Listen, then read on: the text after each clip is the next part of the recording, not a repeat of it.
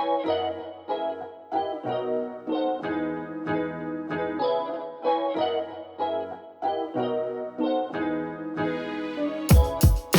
guys, and welcome to another artist vlog. I'm so honored that you're joining me despite not having anything exciting to watch besides me working in my studio. For those of you who left me such encouraging comments in my last vlog, I really appreciate it. You guys are awesome. I can't believe so many of you tune in to watch my boring artist life. But yeah, today, as usual, nothing exciting is going on. I will say though, I am going to be making a trip to Maui in Hawaii, and that's coming up in a week or so, and I'm taking my vlogging camera there and I'm going to be filming some more exciting footage for you guys. So it'll be a good special edition of my artist vlog, I guess. But yeah, as for today, I really have nothing going on. I'm just gonna be in my studio. I'm gonna try to knock out a lot of painting today and also editing a few videos. So yeah, the usual. But I wanted to show you guys some really cool concept sketches that I have coming up for a few of my solo shows in late spring. So this one, oh my gosh, I really hope these show up. I know they're very faint, light colored outlines, but basically it's like a mermaid and she's inside a lily pond, and she's got scales on her arms and long drapey hair, and there are lots of little like things growing out of her hair, so like mushrooms, flowers, foliage, and she's in like a dark swamp. So yeah, this one I just hand sketched. I used, I think, a Prismacolor colored pencil, and yeah, I just hand sketched it onto this wood board that I primed with acrylic gesso. So yeah, and this one is actually going to be the painting that I'm working on today, and this is also a pencil sketch, a color pencil sketch that I did on this wood board. And as you can see, I used a little bit of I don't know if it shows up, I really hope it does, but I used a slight grid. I don't grid very meticulously. Like I just draw 2 lines horizontally and 2 lines vertically. I separate them into thirds, and that just kind of gives me a general idea of the composition. For those of you who've studied photography or, you know, drawing, painting, design, you guys know about the rule of thirds. So basically, interesting things in your composition should happen where the thirds intersect. So these corners here, where do you guys know what I'm talking about? This sounds so confusing, but yeah. So I do that to kind of just help get me started. But yeah, I don't really grid for proportions or for realism. I'm far too lazy and whimsical for that. So this one I actually is, as you can see, it's not purple like the other ones because I transferred this using transfer paper, which is basically a thin sheet of paper coated with graphite. So it's actually just kind of like regular pencil graphite. And I actually really don't like this method just because I don't find that the graphite interacts really well with my painting. Like it sometimes smears and the gray mixes in with the colors. But what I will say is this is really convenient if you have like a small sketch that you want to transfer. So for this one, I had a 5x7 sketch that you guys saw in my last vlog, and I basically scanned that sketch, printed out a large version, and then put the transfer paper behind the print of it, and then kind of just drew over it to transfer the sketch. Yeah, so I just did that because I didn't want to have to waste time remeasuring the proportions and drawing everything out. When I had such a almost near complete concept sketch, it was just easier for me to translate it onto the panel. But yeah, generally I like to just freehand sketch it with like a colored pencil. And then this one is partially done. I think you guys saw it before in a previous video, but I've decided to include this in my solo show for a future gallery, and I'm really excited about it because it features my chubby gray cat Juan Juan. And yeah, it's gonna be a unicorn girl, and I'm really excited because for my 2 solo shows, although they're 2 different shows, because I'm working on them at the same time, I want them to almost feel like they could be part of one giant collection, so I'm really playing a lot these days with establishing like a consistent color palette and consistent themes. You know, also like maybe one setting or location that I can reuse. So like I've been really into mystical evening swamps because, as you guys know, I love painting Luna moths, and so a dark evening swamp really illuminates all the kind of nighttime visuals that I'm a huge fan of, like glowing moths or stars, moons. So yeah, sorry, I'm rambling. But yeah, today is gonna be a long work day, so let's get started. I'm so in love with these flowers that my boyfriend got for me. He actually got me these before Valentine's Day. I think I sarcastically mentioned that I want 100 flowers on Valentine's Day because I deserve it and I'm special. I was just trying to be silly. And he was so sweet. He went out and actually got me 100.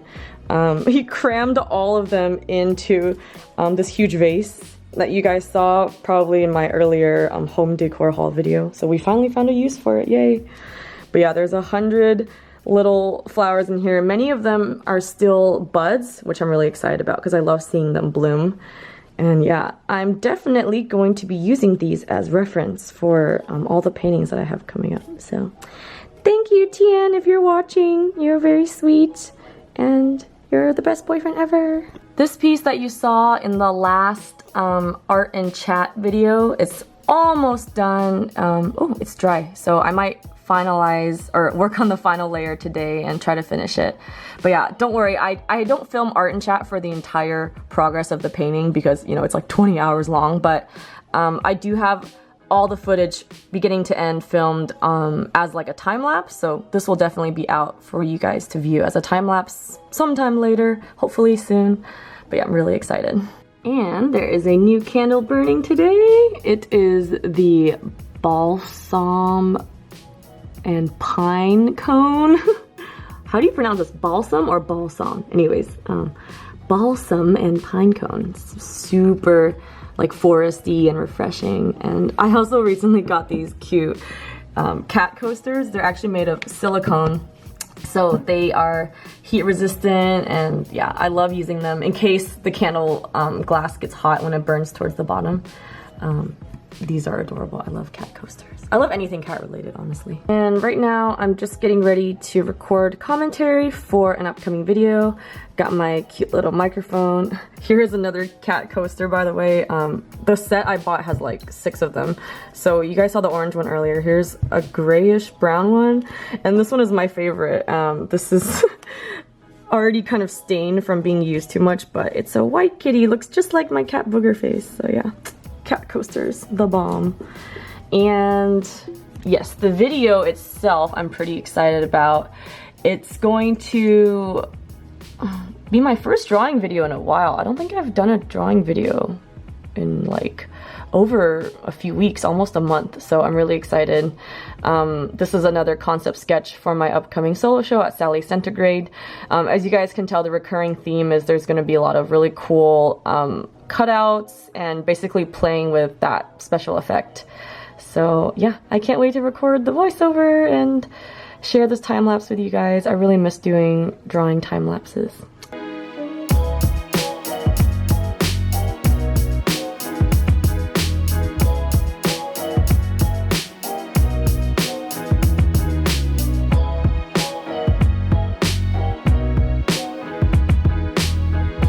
Okay, while my video is rendering, I thought I would open up a few packages and letters that I received in my PO box recently. I am still like so blown away that people would actually take the time out of their day to send me a handwritten letter or, you know, a little present. Like, it's such a surreal feeling, and I'm beyond honored and flattered. The first gift I'm actually already wearing. I couldn't wait. I had to open them the day that I got them. But look at these really cool earrings. They're made of like this yellow tassel, and they have a beautiful little turquoise rock on it.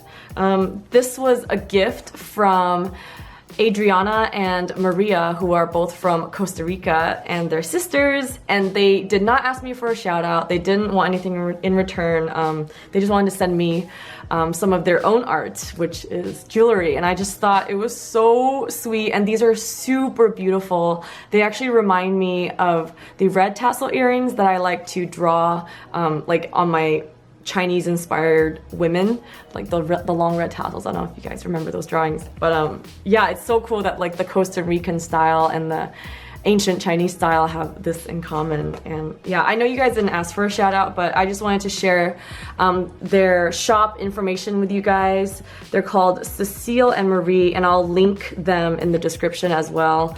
So thank you girls so much, and I love these earrings and I can't wait to wear them around San Francisco. And the next thing I got is a letter from Vicky, who is a middle school student. Oh, this is so cute.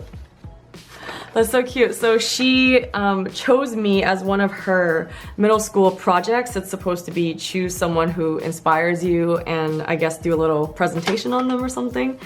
And that's really sweet, Vicky. You're so adorable. And she also says that from watching my videos, she now is thinking about pursuing an artsy or creative career, which is awesome. It's never too early to start having goals for your life. In fact, the earlier the better, I think. So good job, Vicky. And the last envelope contains some photos and a sweet letter from Monica, who lives in Slovenia. I've never gotten anything from Slovenia before. That's so cool. She shared with me a few photos of her art, which is super adorable. Look at this. I think this one is my favorite. It reminds me of Starry Night by Van Gogh. Wow, great work, Monica. And her letter is so sweet. Oh, thank you so much. I love that one of your favorite pieces, she says, is Frida's Song, which is a painting that I did a while back, and it's just of a skull that has the Frida Kahlo eyebrows. She says, Frida's Song is so cool because you can tell who it is just by looking at a skull. Thank you. I'm really glad that you picked up on that. It was actually one of my goals in making that piece, was to make sure that people can recognize who it was by incorporating things that were symbolic to her. So you have a good eye. You totally got what I was going for. And thank you so much for sending me your art and for your sweet letter. Yeah, I know I don't get like that much fan mail, and I do save them up so I can present them all in one video, but any small, like quick, like one paragraph letter, it seriously makes my day. And you guys are so awesome for always encouraging me and supporting me and sharing your own stories and your own talents with me. So I really appreciate that, and very honored. Thank you. So I'm just getting ready for my next art and chat episode, and I'm gonna be starting a new painting. And before I begin paintings, I always like to get inspired. So I was just researching some, I guess, classical painters, and I came across this really cool website. It's called the Google Art Project, and basically it's a collection of super high-res images of really famous paintings. And I mean, it is super, super high-res. It's actually takes a while to load. Let me see. Okay, so this is a Monet. And see, like, you can just keep zooming in, and as you zoom in, it just, the detail refreshes, and you can see like every little paint stroke, every little crack on the surface. And I just thought this was too awesome of a treasure not to share, and also contains information about the artist's life and the piece. Yeah, so for those of you out there who have already heard of the Google Art Project, you know, obviously you guys already know how awesome this is, but for those of you who have not checked this out, it's like free, it's available for public domain. So yeah, if you're looking to just study artworks up close, or if you love to go to art museums but don't have one near you, like, this pretty much mimics a museum experience. I mean, it's just so it's so detailed. I don't even think I can see this level of detail when I go to an actual museum, because I'm not allowed to stand this close to a piece. So having this website is such a good resource for artists and such a great place to find inspiration. I mean, look at this. It's just gorgeous. You can, like, see every little stroke, you can like get an idea of his technique. This is Boucher, by the way. But yeah, Google Art Project, I highly recommend. And no, it's not sponsored. It's been a while since I've done an Ask Happy D artist session, so I think I'm going to do it right now because I have a lot of questions to catch up on and some of them look really interesting. So for those of you who have never participated before and want me to answer one of your questions, all you have to do is go on Instagram and repost any of my artworks, and then in the caption, ask your question and also hashtag it with Ask Happy D Artist. So as you can see here, just the words Ask Happy D Artist. And then during my vlogs, I'm just going to randomly pick a few posts and answer the questions just to keep it fair and random. So let's get started with today's. Okay, this is a really long question from Tiny Foxtrot. She says, I'm trying to get my art business up and running, but I'm having trouble making goals for my business. What were some of your business goals when you first started? Any investments / expenses that should be expected when you first start? Marketing tips? What milestones did you have to overcome and how do you handle them? Any help in general would be great. I also think a small video or series covering the not so fun side of an art business would be extremely helpful and informative to someone like me who wants to become self-sustaining. I love your work and you're one of my greatest inspirations. Hope to hear your thoughts. XOXO. Well, thank you, Tiny Foxtrot. So there's many parts to this question. I'm gonna try to answer each one. First of all, yeah, I think a video, a story time / maybe tutorial tip video for conducting an art business on your own. I think that is a really great suggestion. It's something that I've been thinking about. I'm scared to do it because I don't come from a professional business background, and so again, it's like all of my advice, including my painting and drawing tutorials, they all come from my own personal experience and my personal style. So I don't want to make it sound like my way is, you know, the official correct way to do things. It's simply what works for me. But yeah, definitely great suggestion, and I'll keep that in mind.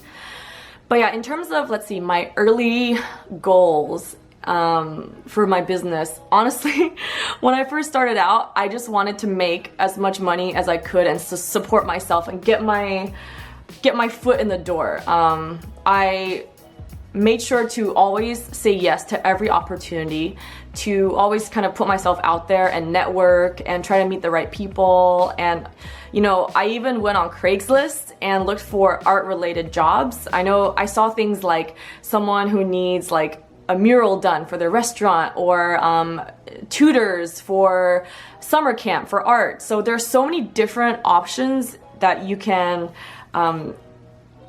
choose from if you want to make some money off of art. So right off the bat, it was not as simple as like selling prints, selling original paintings, like, because no one really knew who I was. I didn't have a presence on social media. So my goal was to find local opportunities and places where I could be employed and make money off of being creative. I think, yeah, that was definitely my #1 business goal.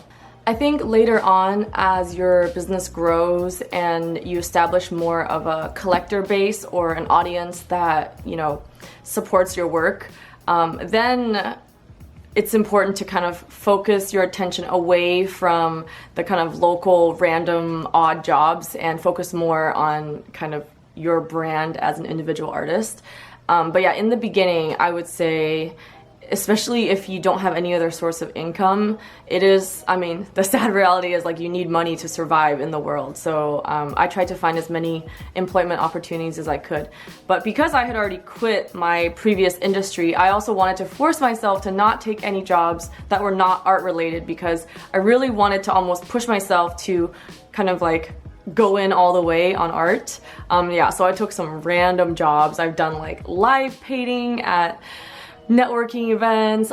Live painting is basically where it's basically like a party going on and there's like music and food and like businesses there to network. There's a lot of those in the San Francisco area, and I would just be like in the corner painting, and it's like a source of entertainment almost. It's like a really, it's almost like I'm a band or something, or like a piano player, but instead I'm just making art. Those are actually really fun. And those things, like, I didn't get paid to do it, but I would be able to have an opportunity to sell my prints there. So I had like a little box of prints for sale. What else have I done? I've taught those like paint night classes where people, you don't have to be an artist, but you can like bring your girlfriends and your family and your boyfriend or whatever, and you can go in and like paint for, I think, 3 hours, and an instructor tells you how to do it. It's like a really fun type of social event. I don't know if you guys been to those, but yeah, I used to teach those. And yeah, just like street fairs, every little thing I could. I would even go into like coffee shops and ask them if I could display my art on their walls. So I was really proactive about just finding ways that I could be a part of the art community and also support myself. But then later on, as my online presence grew, I really devoted my full energy into that and like saying no to those other opportunities in order to just keep producing a consistent body of work and keep improving on my skills. But yeah, so in the beginning, I really recommend, if you're starting out, to kind of almost swallow your pride a little bit and just kind of work as many jobs as you can, especially if it's related to your field, because you never know who you could meet. Like at some of those events, I might not have made any money at the event itself or gotten paid, but you know, I might have met someone, and I have someone who later became a collector who bought something from me, or someone who later found me online and got a print, you know, so you never know what could happen. So just make yourself visible and make yourself accessible in the beginning. But yeah, any investments or expenses that should be expected when you first start. When you first start, if you don't have a lot of money saved up to invest into your art supplies, your printing supplies, whatever, that's not really detrimental. For example, when I first started, I wasn't really selling that many prints, so there was no point in me buying my own printer, because buying a printing setup, like the camera, the printer, the ink, the paper, the scanner, it takes thousands of dollars. Like, I think I spent over $2,000 on my entire setup. So like just the ability to take photos of my prints and take photos of my artwork and turn them into prints, that whole thing cost me $2,000 up front. And ink is really expensive. Ink will also cost you a few hundred over the course of a month. So initially I was selling like a few prints a month if I was lucky. And yeah, each print is like $30. So it would take me at that time seemingly like decades to pay off my initial investment in printing supplies. So I just didn't even bother. I went to a local print shop near where I lived, and I made the prints like one by one as the orders came in.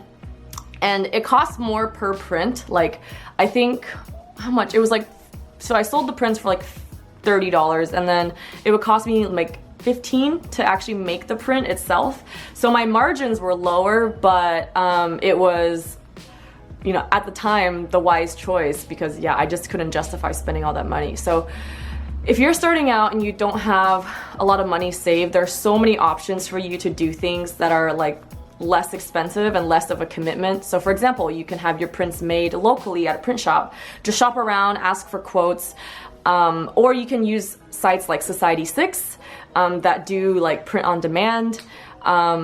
You can also, for example, like my website, which I host on Squarespace. There's also Wix, which is a great platform as well. So Squarespace and Wix are both pretty good to host like my shop, my portfolio, my contact information, all things like that. But that costs a lot of money. I think it costs like, how much does mine cost? Like $30 or more a month to host all that. So if you don't have that, you can always do like an Etsy shop, which Etsy charges you per listing. So I think it's like a couple, maybe like, okay, I don't really remember because it's been a while, but maybe 30 cents to $1-ish per product listing. So that way you don't have to invest as much money like right away up front. You can kind of invest little by little as you go. But later on, if your print demand goes up, if your customers increase, and you actually see that you would be able to make your investment back in a reasonable amount of time, I would definitely recommend investing more. Like right now, I pretty much do everything on my own. I'm like a one-man show, one-woman show. And so yeah, every month I invest a large amount of money into art supplies, printing supplies, technology, like, you know, storage space, computer upgrades, software upgrades, camera upgrades, things like that. So, and it's kind of like a feedback loop where the more you invest, the better materials and better equipment you have, the better content you create, and then your audience grows because of that. And then as your audience grows, their support financially enables you to invest even more money into your business and so forth. But yeah, it is a process. So in the beginning, there's no shame in like finding cost-effective ways to run your business. Okay, and then, this question is taking a really long time, but it's a really good question. Do you have any marketing tips? And what milestones did you have to overcome and how did you handle them? So, in terms of milestones that I have to overcome, definitely I had a lot of milestones. My milestones were not financial because if you have a goal of like, I want to make this much money every month, you're always going to end up disappointing yourself. You can't force other people to buy your prints or buy your art, and you can't force people to watch your videos. So you can't really control the amount of income you make unless you're, of course, like employed by another company. But my milestones were always more like achievement milestones. Like, for example, I wanted to finish a painting that was like 2 feet by 3 feet, or I wanted to make a drawing that was a certain level of skill that I really aspired to, or a huge one was I wanted to be a part of a gallery show, and then I wanted to have a solo show. And those milestones were more like daydreams or like dream goals rather than actual tangible milestones. But it's nice to keep kind of those inspirational hopes in your head as you're on your art journey. But yeah, I would say don't put too much pressure on your milestones. Just try to work hard every day, and your milestones should be more about things that are in your control rather than things that depend on other people. And in terms of marketing tips, I'm gonna wrap up this question. Marketing tips, definitely, my number one marketing tip is to stay authentic and don't be like a pushy salesman. What I mean by that is, for example, if you have like a 10-minute long video on YouTube that's like a time lapse or a drawing video, I would say devote maybe 30 seconds or less into advertising anything. Like if you're trying to sell something on your shop, if you're trying to get patrons to subscribe to you, if you're trying to even get people to subscribe to your YouTube or follow you on Instagram, don't make that the majority of your content. Definitely keep promoting yourself. Like, I think it is, it's definitely about finding a balance in promoting yourself, making people aware that you do have, you know, prints to sell, or you do have a Patreon that they can pledge to, but don't make that overwhelming your actual content, because you don't want to come off like a pushy salesman or someone who just is out to make money or get people's money. Like, it's a huge turnoff, and honestly, like, this is really hard to say because I've been through that rough patch and I know how hard it is, because you just want to make money and support yourself doing what you love, but try not to make money the priority for conducting your art business. I think anyone who enters the art business or decides to become an artist isn't after fortune, right? Like, if I was after money, I would just try to work on Wall Street or, you know, do something finance related. But I think art is a really pure industry, should be a really pure industry, and it's really about self-expression. It's very personal. It's a lot of like patience and love and tenderness goes into producing whatever type of art. So don't lose sight of that. Like, that is kind of should be your guiding principle, is like your genuine love for what you do and staying humble and staying devoted. And don't ever try to come off too pushy, like, buy this, follow me, subscribe to me, like, pledge this. So definitely promote yourself and tell people to do that, but try to make it like, I would say like 30 seconds of it out of a 10-minute video. Or if you have like an Instagram, don't just post advertisements for your art. Like, what I like to do is, if I have a piece of art that's available for purchase, I'll just add that blurb in at the end of my caption. I'll be like, oh, original available or prints available. But the majority of my caption should still say something about the work, you know, the title, the medium, maybe a little sentence describing your inspiration for the work, but don't devote like your entire Instagram caption to buy this artwork now. I also have this deal going. And also, if you like to have a commission, email me this. Like I've seen captions where the entire caption is devoted to selling a product or selling in general all their products, and that's not really my style. But yeah, so that is my marketing tip, is don't be too pushy, don't come off like a cheesy salesman, and try to kind of focus on creating good content first and foremost. Oh my gosh, that question took so long. I feel like this vlog is gonna end up being really long. So let me just quickly answer a few more so we can move on with our day and you guys aren't bored to death. But I hope you found that long segment about running an art business useful, and I'm definitely now really pumped to make a dedicated video for it, because obviously it's a topic that requires a lot of time to tackle thoroughly. So that's definitely coming up. But yeah, the next question I'll answer is from Jennifer Wilson Art, and she asks, I was watching an older tutorial of yours and you mentioned using vellum to practice oil painting. I was wondering, what do you do after the painting is done? Can you varnish it? Do you frame it? I'm just curious because I'm trying out oil paints. Thank you. So with vellum paintings, I don't varnish them, partially because I don't actually know how varnish reacts to vellum. I'll have to do a little bit more reading and research about that. But yeah, generally I like to frame them either behind a glass or sometimes I don't use a glass because it does look almost like an oil painting on any other surface, because like, especially if you lay your paint on really thick. So sometimes I like to keep that texture exposed. But yeah, honestly, it's really up to your personal preference. I don't really do much with vellum paintings. They're kind of pretty complete, and I just put like a nice little frame on them. Let's see. Okay, the next question is from, let's see, find a random one. Okay, Vamps Ulangel, and she asks, she says, my question is, as a painter and drawer, is a signature or initials important to put on the front or back of a finished drawing or painting? Also, any advice adding anything else with the signature? Wow, good question. So I personally always like to put my signature on the front of my original artworks.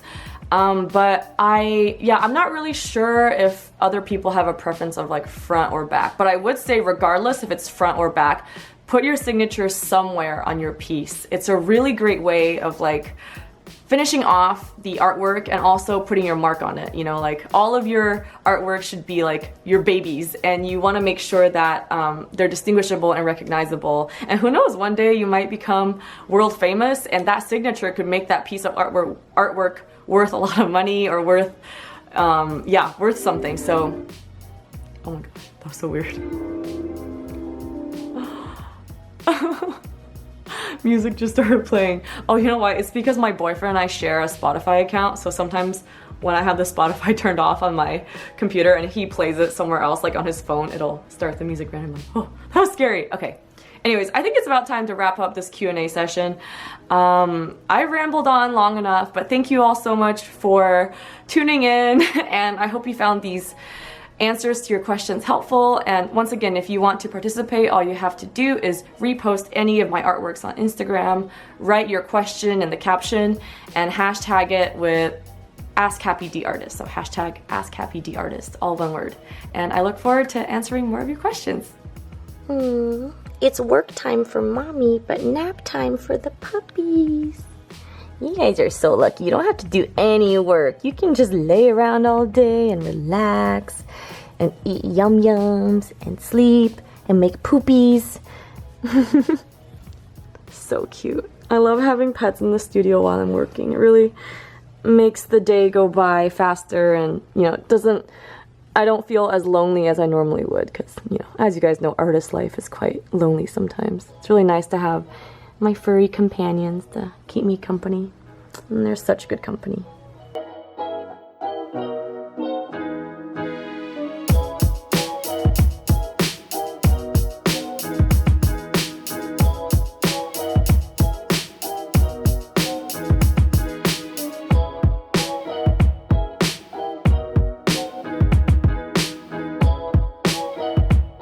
Alrighty, I just finished filming episode 2 of Art and Chat, which is my real-time painting and chatting series. Pretty self-explanatory.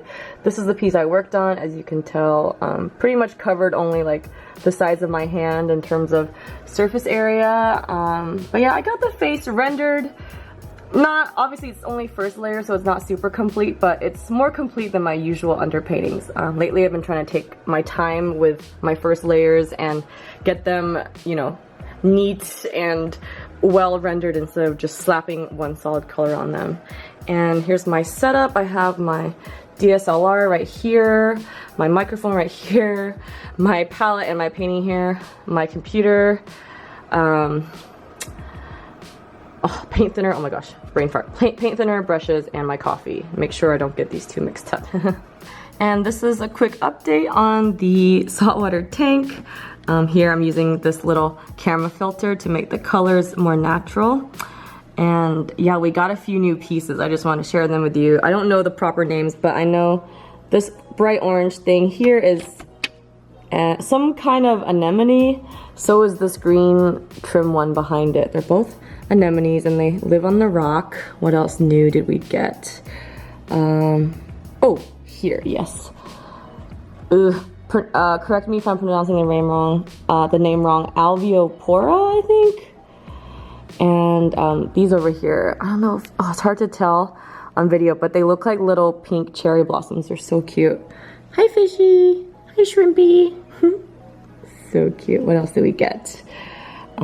Ooh, hello, Bernard. This is our, oh my gosh, babe, what's Bernard's breed again? Starry Blenny, okay. This is our Starry Blenny. He's super cute. He's munching on this little piece of food here. It looks like a rock, but it's actually fish food. And this is our yellow tang. We named her Dolores, and we named the Starry Blenny Bernard because we wanted to go for Westworld names. Oh my gosh, super cool. Oh yes, this is my favorite thing we got. It's called a plate coral. And yeah, it's shaped like a plate, super cool. It's got these little tiny tentacles, do you see? And it's actually like blue with like a hot pink trim. It's really hard to tell. Like when I put the filter on, the colors are more natural, but without the filter, it just gets way too blue. But yeah, it's super, super pretty. I'm loving this tank. My boyfriend's turned me into a tank hobbyist. Okay guys, I think I'm going to end the vlog here with the tank behind me. This is a completely new backdrop. I know, so exciting. But yeah, it's getting late and I want to kick off my video rendering before I go to sleep. So I'm going to try to edit this vlog that I'm filming now tonight. And yeah, thank you guys so much for watching and for coming with me on a productive but slightly boring day. But yeah, nevertheless, I hope you guys enjoyed it and I'll catch you in the next one. Bye!